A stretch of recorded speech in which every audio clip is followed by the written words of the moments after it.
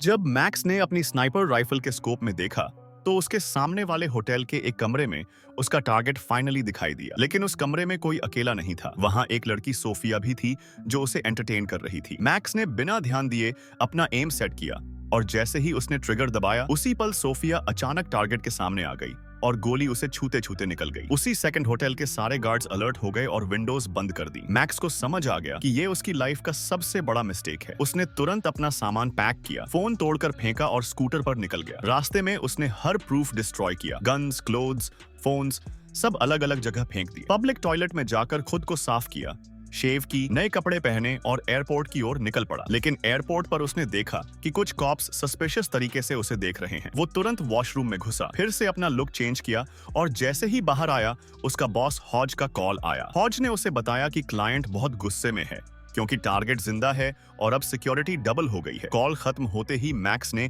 Phone तोड़ दिया और डोमिनिका के लिए फ्लाइट पकड़ ली। प्लेन में बैठते हुए उसने देखा कि एक आदमी उसे घूर रहा है। उसे शक हुआ कि शायद कोई हिटमैन है। प्लेन लैंड होते ही उसने एक होटल में चेक इन किया और दरवाजे पर ट्रैप सेट कर दिया। पूरी रात जाग कर इंतजार किया पर कोई नहीं आया। अगली सुबह वो अपने सी साइड सेफ हाउस गया, लेकिन वहां पहुंचकर उसके होश उड़ गए। मेन गेट पर सिगरेट के टुकड़े, शू प्रिंट्स और घर के अंदर बिखरा सामान, दीवारों पर खून के निशान। उसकी गर्लफ्रेंड सोफिया का कहीं कोई पता नहीं था। सोफिया हॉस्पिटल में एडमिट है। मैक्स भागा और वहां सोफिया के भाई से मिला। भाई ने बताया कि दो लोग, एक भारी भरकम आदमी और एक व्हाइट हेयर्ड औरत, घर में घुसे, सोफिया को मारा पीटा, लूटपाट नहीं की और हरे रंग की टैक्सी में भाग गए। सोफिया ने होश में आकर मैक्स से कहा कि वो लोग तुम्हें ढूंढ रहे थे, मैंने कुछ नहीं बताया। मैक्स का दिल टूट गया और उसने वादा किया कि जो भी इसके पीछे है मैं उन्हें मिटा दूंगा। उसने घर का गार्डन खोदा और एक बड़ा बॉक्स निकाला जिसमें पिस्टल्स, पासपोर्ट्स, कैश और गैजेट्स थे। इन्हें सूटकेस में भरकर उसने प्लान शुरू किया। ग्रीन टैक्सी का पता लगाया, कैब कंपनी के डेटाबेस में घुसा